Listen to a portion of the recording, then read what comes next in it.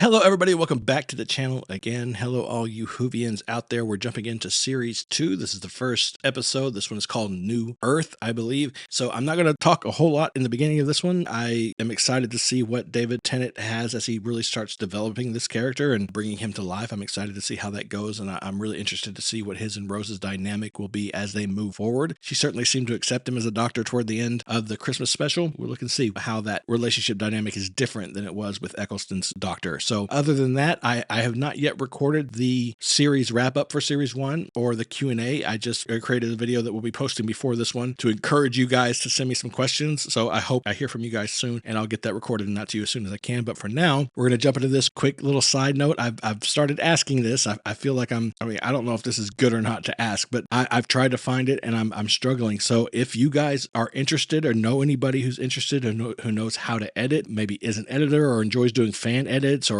anything and just knows how to use editing software, what I'm looking for, because I've been using freelancers and that gets really expensive, what I'm looking for right now in these early stages of my channel is to find someone who might be interested in partnering up with my channel, sharing the revenue. It's not much right now, but sharing a percentage of the revenue. In the beginning, a large percentage because it's not very much. And then as the channel grows, we'll have a table in place that will modify the agreement as it gets bigger and bigger. There are several reaction channels out here making 10, 15, 20 grand a month or many more. And I have no doubt in my mind that if I can get this content onto YouTube regularly, Doctor Who and possibly some other things to try to drive people here to the Patreon, I have no doubt in my mind that I can get to the place where I have 2, maybe 3, realistically, or at least conservatively, around 1,000 patrons, which would be a significant amount of income that I would be able to share with my editor. But I believe I can get between 2,000 and 3,000 on Patreon by the end of the year, which is a significant income. And if someone would want to link up with me, partner with me as an editor, bring your own flavor, bring your own personality, have something to say, you can have a little bit of the creative control over how it gets edited. We just have to work together and figure that out together. Basically take a piece, become a part of the team on my channel, right? And take ownership of a percentage of it, basically like owning a percentage of shares or whatever in a company, like you would own that. And any video that you work on will get a certain percentage, and the overall income, a certain percentage of that you would always get. And that would be in perpetuity. Even if you left the channel, eventually all the videos that you worked on will always make you money. So I don't really have the funds to get them edited now, which is why I haven't posted one on YouTube for several weeks. But if I can find somebody who'd be willing to work with me like that, team up, partner up, and try to grow this thing together, I really believe that if I can get to the point where I'm posting weekly at least 2 edited reactions to YouTube, one from this series and one from another series that I'll decide on later, and post at least 2 movie reactions a month, maybe 4 if possible, I really believe that this Patreon will grow incredibly fast. I really believe that it can happen, that by the end of the year, we could be making significant money together, and this could be a successful thing. And we'll get to be sharing in our enjoyment of these properties and enjoying these shows and these films and bringing them to all the other patrons and everybody on YouTube. And it's just all positive. It's all upside. So if you are a person who knows how to edit, who's like maybe done fan edits, or you are an editor, or you know somebody who might be interested, who's a fan of the show, then definitely send them my way. It's something I would love to sit down and talk to somebody about. We could do a video stream. It doesn't matter where in the world you are. Technology is beautiful and we can work together over great distances. So if that's you or someone you know, please reach out to me. It's something that I'm actively searching for. Now that that's out of the way, sorry for the break. I'll put a timestamp if you want to skip it. But now that that's over, we're going to jump into this episode, Doctor Who Series 2, Episode 1. I think it's just called New World. Yeah, New Earth. New Earth. That's what it's called. Here we go.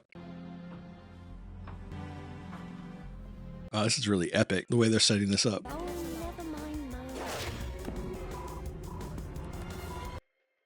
It's like he's rediscovering it for the first time. That's really cool. That's an interesting character trait, and it's really cool that Love you. he's showing it so clearly. I can't believe that they're still kissing, though. Well, she seems still genuinely happy to go. Jackie still seems stressed, and Mickey still seems like a lovesick puppy. No, not as much, actually. You know what, that last look on his face? Maybe he's growing some resolve. Further than we've ever gone before. Oh, nice. And I like that. He said, the way he phrased that, further than we've ever gone before. So I really like the tone and everything of setting it up. David Tennant did a great job of really going through the motions and experiencing the TARDIS sort of for the first time in this new body, in this new form, right? Being able to convey that visually with his expression and sort of the look in his eyes. He sort of like looked like a kid seeing his favorite toy for the first time ever, right? So that was really great, really well done. I love the shots. It was very dramatic. The close-ups on the hand, that kind of thing. I like that interaction. That answers a lot of questions for me. So the question was, where are we going? And his answer was further than we've ever gone before. So it's an acknowledgement, a statement that this isn't their first trip together. He's still the Doctor. He's still the same person. I don't know. Is that the wrong way to say it? He's still the Doctor. He still remembers them together. He remembers their time together. That's still a part of who he is. His personality may be a little different. His appearance is certainly different, but he's still at the core the same Doctor. So I want to say the same person, but I don't know, because he's kind of a different person, but he's the same being. It's a very metaphysical, sort of confusing situation. But the important thing is when he said that, the smile that Rose gave him seemed very relaxed, comfortable, and carefree. And it seemed like she's fully bought in. She's fully on board. This is the Doctor. This is the guy I've been with. Sure, he's different, but she still has that trust for him. And I think that's the important part. Their dynamic might change, but I think that trust is still there. She still believes that he is good and resolute. You know what I mean? Does that make sense? I don't know. That's just my thoughts going into it. I really enjoy that. So I'm going to watch this first episode opening just in case there's anything really different that I might notice. But then moving forward, we'll start skipping again. So I'm gonna actually turn the volume on that down a little bit. David Tennant, Billy Piper, Doctor Who. Okay. Stylistically, I think I'm seeing some differences. I couldn't spell them out to you. You guys can tell me exactly what's different. It's the year 5,023,000,023. This is New Earth. Wow. That's cool. Applegrass. Yeah. Come on. I love that moment. Her grabbing him about the arm. Uh-oh. Wait, we've seen those robots before, right? But she died. What's the city called? New York. Come on. New York. I think me and Rose are the same person here. New Doctor. And I'm loving this. Okay, I know it's early, but I've been doing this more and more lately. I'm really loving their dynamic. First of all, David Tennant's Doctor is very different, I think. He feels lighter, a little less burdened. It's really interesting to think about because I've been thinking about the Doctor the past couple of episodes I watched and how the idea that, you know, he's changing into new people, he's born into new situations that probably colors his personality, his development a little bit, like he becomes who he needs to be probably in a couple of ways. I don't know how it happens, if it's completely random, if it's subconscious. I don't know if there's like a plan or a design to it, but it feels like, I mean, he came out of that situation last time a much more warrior-esque, and it seemed to be the exact thing they needed for the situation they were in the Christmas episode. Is it sort of like, kind of like the idea behind reincarnation, behind past lives, grow a certain amount, you learn a certain amount, you process things, you develop, and then in your next life, carry those lessons with you. And if that's true, then that would be a really interesting way to go about considering the characteristics and the sort of personality of the next Doctor every time. You could use the development that he's gone through over the episodes that he's him to sort of help guide, and in any way you want, in whatever sort of abstract or parallel way you want, you could use that to construct and help develop the characteristics and the personality traits of the new Doctor. I think as an actor, that would be amazing. And I just, from the look of it, it seems like David Tennant's having an incredible time with it. Okay, I'm going to try not to pause all the time, but you guys are constantly telling me, pause, keep pausing as much as you want. We love your insights, blah, blah, blah, blah. I can't fathom it, but I appreciate it. It really does. It's nice to hear. And it's just so soon. I feel guilty for stopping so soon. I'll try not to stop all the time, but just when I see something, I have to get into it. You're so different. Oh, I missed that last time. Yeah, he's so different. Is that child? Her face. That's the voice. I thought we killed her, or she died. We let her die, right? That's, I can't remember the name, but the human, all stretched and thinned out. Someone wants to see me. Ward 26, please I help. thought we were just sightseeing. Yeah, he's never just sightseeing, or at least not in the episodes. I do get the sense that there are adventures and things that happen. It's her! Knew it. It's her. Okay, stop. I want to be able to hear that. All I was going to say was I get the sense that there are things happening between episodes that are maybe not as exciting or not as life-threatening. You know what I mean? Like, I feel like he's having holidays and adventures between episodes that we don't get to see. There was this little skit, this little short that the patrons had me watch, that you guys on Patreon had me watch, that showed a little more of the transition when he turned into David Tennant. That just got me thinking. Like, there was someone else said something a while back about the time between scene when he met Rose and left and then came back to tell her, oh, by the way, it's a time machine that they were possibly, he went off and possibly had adventures in between there. I guess there's a comic or a novel or something. That concept is really cool to me. So I think this is immediately after the Christmas episode. This is their first adventure together. That's kind of how they're playing it. So I'm going to go ahead and accept that. But I do feel like there are things that happen in between. And I don't even remember why I brought that up, but I had to stop it because I really wanted to hear what she had to say. And I didn't want to talk over it. I said I wasn't going to stop. I knew it. There she is. Dirty blonde assassin. Because he talked about the world exploding, right? So this is after that. Very smart. Yeah, it's very nice. Oh, they're beautiful. Look at them. Disinfectant. What? Oh, you'll find out. That's gonna be fun, I think. Is it like gonna like at her? Ward 26. Thanks. She's so good, man. Look at all the little idiosyncrasies, the little fidgeting she was doing with her arm, the tug of the shoulder. Such good character growth, man. Good character development, right? Loved it. See, now that's a moment in a scene in a show when I might have taken the opportunity to not tell the actress that was going to happen just to get those reactions for real. I think that would be amazing. It's like, tell her it's going to be a little spritz of water or something. You know what I mean? And just have that reaction genuine. That would be great. The human child is clean. Oh, I thought they were overriding his lift and taking him somewhere else. I didn't realize they were going to kidnap her. Yeah. Good girl. You're holding it weird, but that's fine. You should probably get some training. Nice place. I love it. I like his suit. One just a shop. It's a shop, yeah. Well, a shop does some people the world of good. Not me. Other people. Dude, I'm loving him. It's rather unusual to visit without knowing the patient. True. I think I found him. But I don't trust them. I don't like the have faith in the sisterhood thing. That kind of thing makes me distrusting. Is it the face of Bo? Look at that So the guy. face of Bo's asleep. It's the doctor.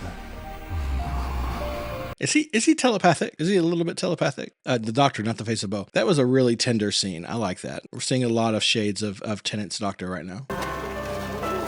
I think I maybe would have just gone back to the elevator. Go back to the elevator. Well, you never know what your life is going to be like. Oh, Wait a minute, that's her. What's her name? Ooh, her brain. Cassandra. Gypsies to my physical means. hope that means food. Again, Rose is me. You got yourself all pickled and preserved, and what good did it do you? She has some real disdain for Cassandra. Coming anywhere near you.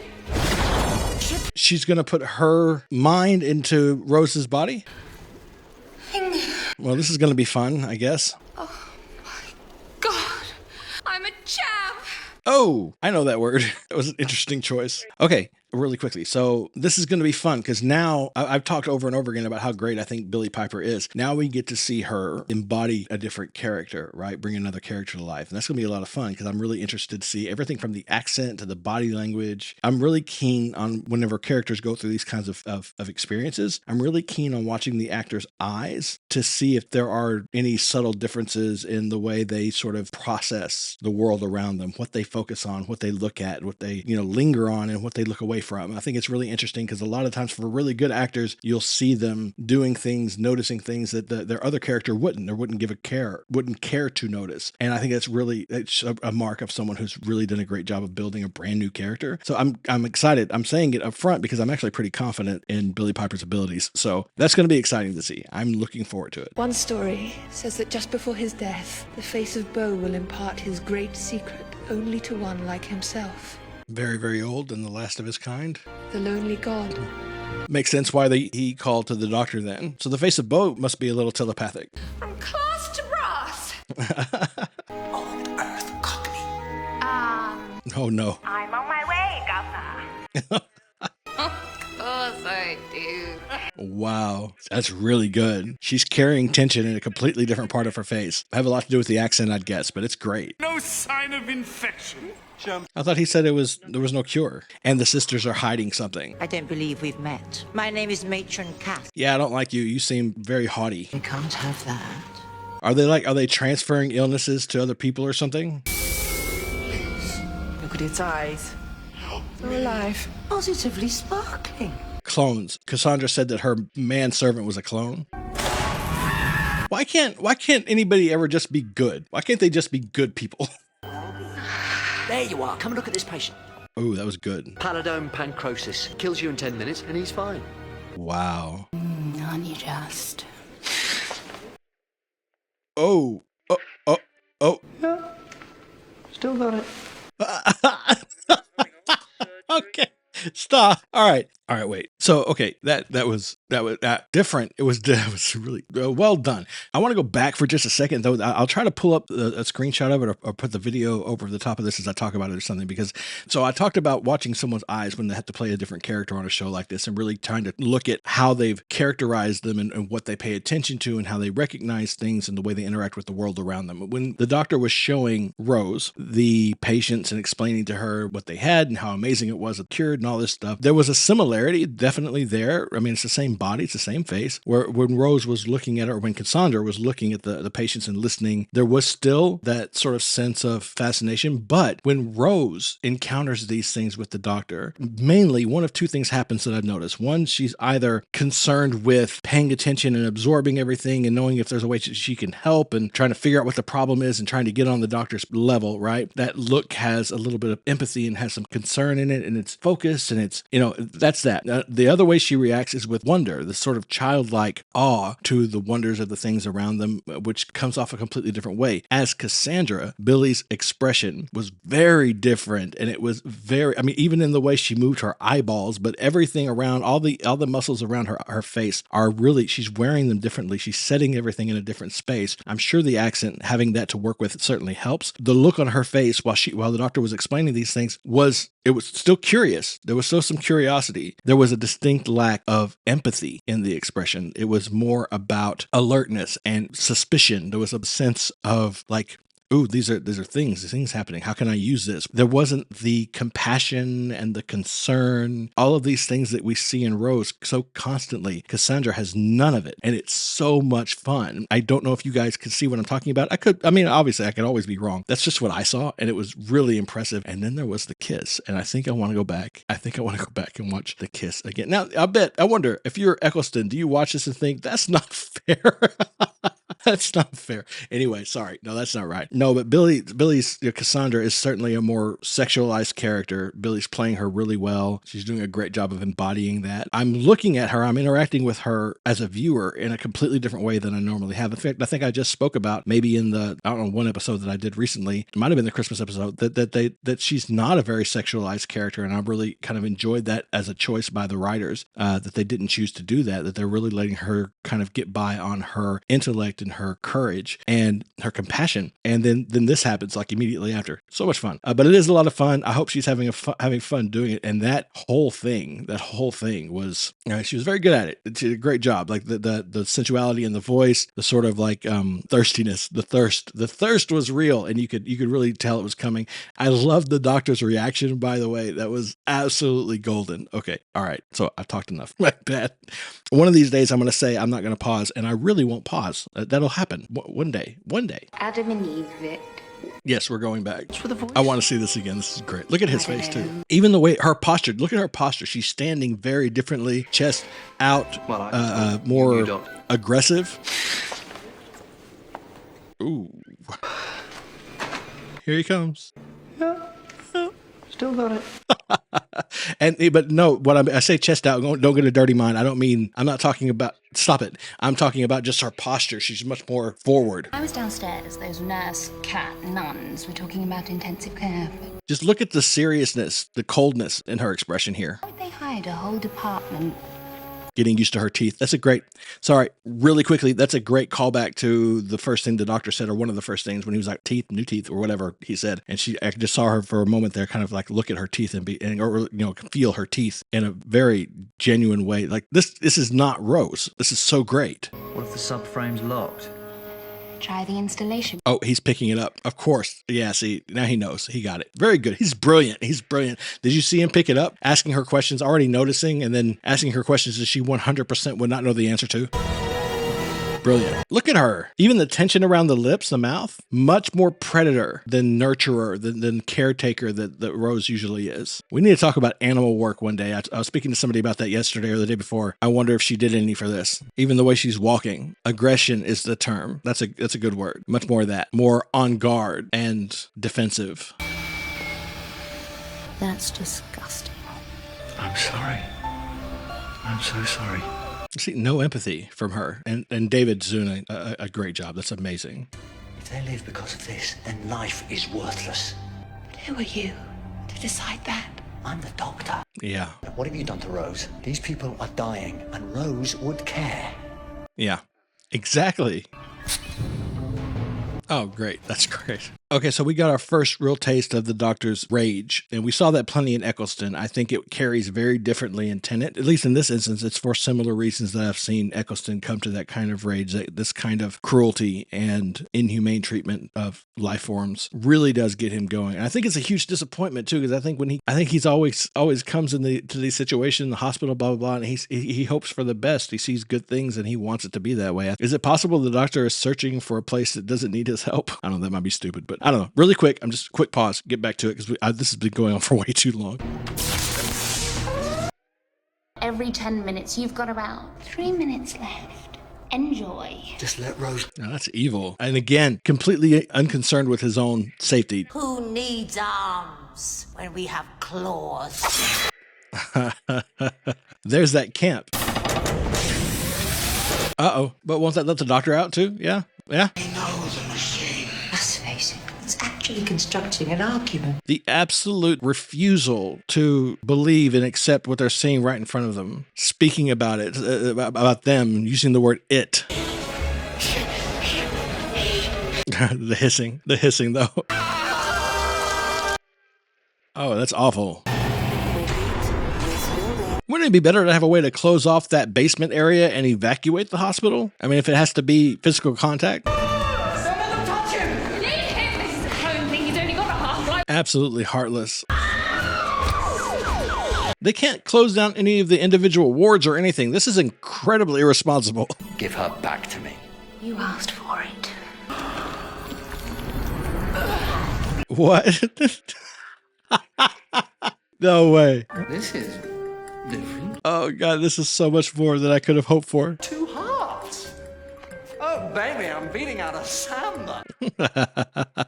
You like it. That's great, man. That's amazing. Out of the way, Blondie. Oh, yeah. She's just the worst person, like the worst person. How's this going to resolve? How's he going to force her to literally expel herself into nothing? Like, how do you do that? Oh, it's one of the cats. I got scared for her for a second. Sickness! Oh, get away. Get away.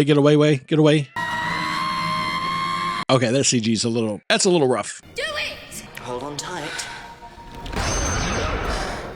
Oh, chavtastic. I order you to leave her! Yeah, they're kind of running out of time. Okay. I look disgusted. Okay. I mean, they sacrificed the reality of that for a joke, but that's okay, I guess. Like, wouldn't that person be in extreme pain and feel just awful? Inside her head. Oh. They've never been touched. Yeah.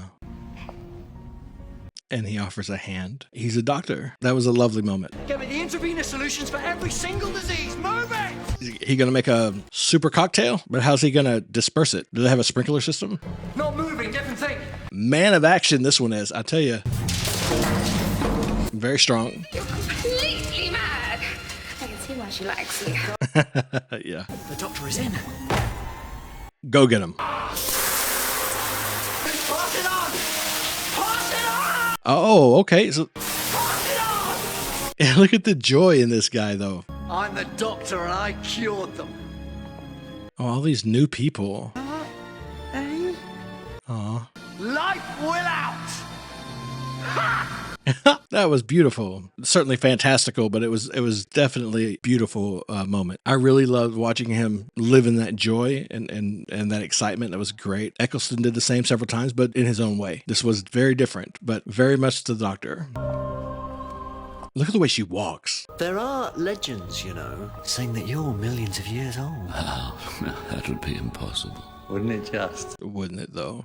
Until that day. So he just decided not to die. That's really interesting. Leave that body and end it, Cassandra. I don't want to die. You alright? Whoa! Let's be honest. Did she fall the second time just so he could catch her again? I don't think he's going to last it. Oh. It's time to die. That's good. You know, that actor's delivering a fine performance. He's not quite embodying Cassandra the way that Rose or that Billy did, but he's delivering a fine performance. Well, this is a kindness. Just go and don't look back. Well, he's still not happy with her, but You look beautiful. That's very kind, you strange little thing. I mean it. You look so beautiful. oh. I think he's dying. Someone do something. Earlier, whenever they were watching footage from this party, she said this was the last time someone said that she was beautiful. What a wonderful full circle moment. Lovely. Okay. No next time on Doctor Who. I don't want it. Okay, so Cassandra got a redemption arc of sorts, kind of. She really didn't do anything to redeem herself, except for leave Rose, but she did have a little bit of an awakening when she went into the body of that diseased person. I think that changed some things for her, that opened her eyes to... It helped her, you know, find a little bit of empathy inside of herself, something that I think she'd lost a long time ago. So that was an interesting end for her. I didn't think we'd ever see her again. I really, really loved watching Billie Piper play this character. It was so much fun. She did a remarkable job. So that was great. That was incredible. It was interesting that was the decision that they made in the first episode of this series. I'm wondering, I'm going to keep an eye on a couple of things moving forward and see what direction they take it. Are they still using the same showrunner, right? For this series? I heard that they changed them often. Maybe with doctors they changed them, but I think it's still Russell T Davies, right? I didn't really think to look. I think it'll be interesting to see where they go with Billie's character. Like I said before earlier in the episode, this is the first time that they've kind of given her a more sensual or sexual presence in the show. I'm wondering if that's going to be a recurring thing, or if they're going to now, because Cassandra's gone, obviously Rose is just going to go back to being Rose, and that would be my hope. I think it would be an awfully strange turn for the character. And you know, Cassandra mentioned that Rose finds him attractive, and that's fine. I mean, obviously he's remarkable, so why wouldn't you? But I don't know if I'm ready just yet to start seeing romantic tension between the Doctor and his companion here. I think, you know, Christopher Eccleston's just been gone a very short time, and while I never got much of a romantic sense from them, I think it would be strange to go from that relationship where I felt like they had nurtured this very deep connection that was not based on any kind of carnal desire, not based on sexuality at all. It wasn't even really based on romance. I think it would be strange to go from that relationship and then really quickly jump headlong into sort of a very physical sort of attraction based dynamic. I think that would be weird. So I hope they don't do that, because that to me would make it feel to me like this relationship isn't as potent as the one she had with Eccleston's doctor. I'm trying to figure out the right words to use, but there's no telling. That might not happen. I might be considering nothing again, because Cassandra was a whole different character. Everything from the way she was moving and behaving, what she did to her outfit, the way she interacted with the Doctor, that was all totally different person. So hopefully we'll get Rose back just the way she was in the next one. Enough blabbering from me. Thank you so much for watching this one. I really appreciate it. If you're watching this on YouTube, check out the Patreon. The link is down below. You can get full reactions to this with picture-in-picture, including the entire first series is already done over there. And probably, honestly, by the time we get here, unless something changes, most of, if not the entire second series, will probably be either up or very close to being up on the Patreon. So if you're interested in checking that out with us, come over there. Check out the Discord. That's great. And like, comment, subscribe, do all those things. Support the channel. Appreciate you. For those of you on Patreon, thank you so much for sticking this out with me. I know it's been a week or two since I posted. The holidays, Christmas, New Year's, all that stuff. I really appreciate you. But in the meantime, I'm just going to say thank you so much for joining me once again. Please remember, as always, to be kind to each other. And most importantly, be kind to yourself.